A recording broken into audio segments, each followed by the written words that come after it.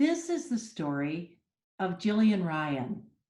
Using your business as a force for good is the mission of Marie May, specializing in corporate gifts and a business school. Jillian Ryan is the founder of this give back company. Today, she works with nonprofits who refer women who were involved in trafficking or were abused to find their right place in the business world. Jillian, tell me about how the pandemic has affected your world. Whew. It's affected us a lot. It actually has our entire supply chain shut down at the moment. So we currently make things, our products are made in upstate New York, and they're made in Haiti, and they're made in Rwanda, and all three of them are shut down at the moment. So we had to get creative in the last couple of weeks on, we can either just sit here and twiddle our thumbs and wait for them to open back up, which I do not want to do that, because we actually still had demand coming in from corporate clients, which was great. I just didn't have any products to offer them. So I ended up reaching out to some other small business owner friends of mine here in the Dallas-Fort Worth area to see what they actually had on hand. And we put together two new gift bundles, one being a productivity gift bundle for people that are now working from home. And so that was a lot of our products that we did still have in stock on our paper goods that companies have been sending out to their newly remote workforce. And then we also put together a wellness kit that now has a journal of ours, but also has essential oils from another company here in town that they produce in India, working with trafficking survivors as well, but they actually had plenty on hand, so that's been great. And then we also work with another candle company here in town that's another social enterprise that had a bunch of candles in stock as well. So that's been great. We ended up, again, pivoting as well to where we typically only offer one size of all of our products, but we knew budgets were definitely different for a lot of our corporate clients at the moment. So we did small, medium, and large. That way, again, if you just wanted to spend $20 on sending something to your employees or your clients, that was, again, still fine that you could send something out. So we've had to get creative. Yeah. Yeah, I love that idea. So let's dig into that just a little bit more. Tell me a little bit about some of what you put together for the people who are trying to say thank you for their employees who are working from home. Tell me what's in there. So in the productivity kit, there is a to-do list notepad. There is a notebook that's personalized to the employee as well. So it, again, feels like a very nice gift that they wouldn't buy for themselves. We've got to-do list sticky notes in there. What else is in that one? A planner. There's a weekly planner as well. Lots of that type of stuff to where, again, kind of giving them a setup to work from home. So I think that's a great idea. Tell me what your website is so everybody that wants to do it can go to it. It's Marieme, MARIEMAE.com. So anybody who just wants to recognize somebody who's working from home could do it. It's been a great way for companies to help basically show their employees that are all typically scared for their jobs at the moment. It's been a great way for them to communicate with them that we still love you. We're here. We're excited about the future, and we're still spending money on you. Don't worry. So. Because I think it's really hard for people working from home. We've done a lot of things on tips for remote workers and all those kinds of things. But the fact that the company shows they're appreciated, to me, is huge. And it's nice to also then get something in the mail too. As I say, so therefore, it's been nice to marry the whole virtual aspect of working from home, but also to have something tangible. So like we had a company come to us last week wanting to send out just little Easter themed work from home kits to their employees. And so it was like, we did a "Don't worry, be happy" with a bunny on it, 5x7 print for their desk. That was cute. But then also like with a little notebook, and we did some plastic Easter eggs that had paper clips and binder clips and that kind of stuff in it. And then some Easter candy. So I was like, they had a small budget, but it was great. I was like, they were so happy. Their employees were so happy receiving just something. So just the fact that somebody is yes, noticing and is yep, caring. yep, So yep. you work with a lot of women who have been involved in trafficking and in abusive situations. Mhm. Talk about that a little bit, and what is their life now, and how are you working with them on the business school?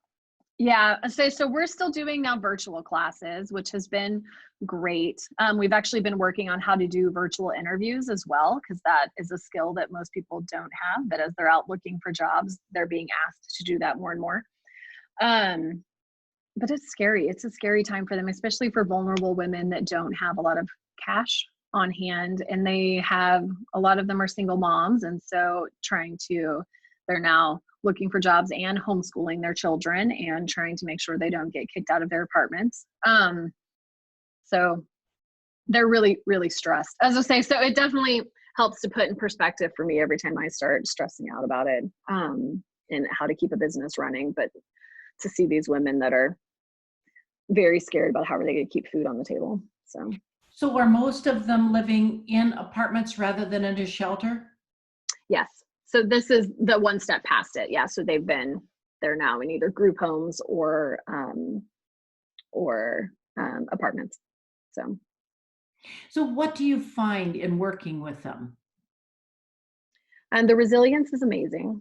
Um, their outlook is amazing. But again, once you start to peel it back, you see how scared they are at the moment on because a lot of them were just laid off and trying to figure out how a lot of them are trying to figure out the unemployment system now, which is unbelievably slow for people that are trying to pay their bills at the moment. It also makes me quite angry that a lot of them are having problems with their apartment complexes on charging late fees and all of that kind of stuff. And I know, I was like, it just makes me very angry because I only had to ask my apartment and they were so polite and figured out how to work with me on that. And then they're being taken advantage of. So anyways, but yeah, so we've been trying to also pass along any resources that we can. Dallas has been fantastic about getting hot meals into people's hands, and especially in a very dignified way. There's a lot of restaurants around here that have been doing no questions asked, drive up and we give you a free family meal.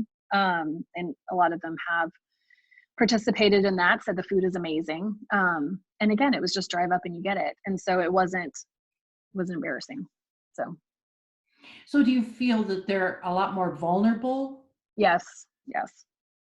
Which is what's so scary. People that are already vulnerable and traumatized, then going through another traumatizing situation with not a lot of answers and trying to figure out how to, again, keep food on the table for the kids.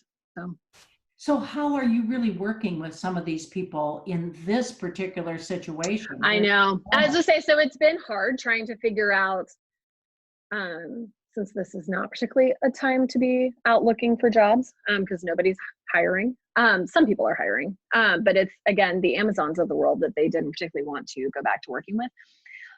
So it's helping them figure out the unemployment system, helping them making sure that they have enough people to talk to get their answers, to get money coming in the door to buy them a little time is what we've been trying to help. And then on the ones that we're starting up side hustles, like there was one that we're working with that she's trying to start up her virtual assistant services because she had been an executive admin in the past. I was like, this is actually a fantastic time to try to start something like that up. So trying to help keep them hopeful. As I say, so let's help them figure out how to get bills paid, money in the door through government assistance at the moment, and then keep them hopeful and going towards their goals that they were already trying. So they are still applying for jobs. They are, again, getting some interviews, like I said, but virtual interviews.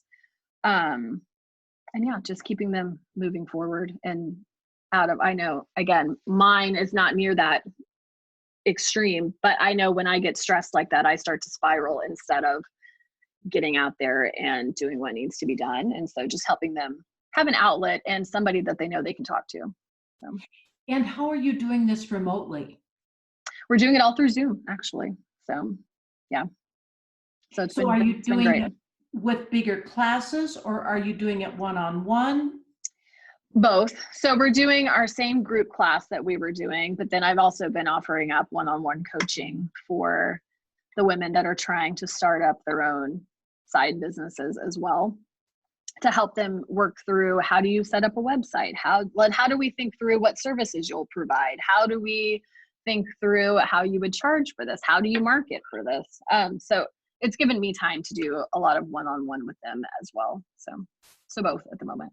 And we've also been bringing in, since it's actually been kind of nice that it's being done virtually and everybody's working from home. So I've been able to bring on a lot more guest speakers from in different industries that they were wanting to get into as well. So that's actually been nice because people's schedules are more open at the moment.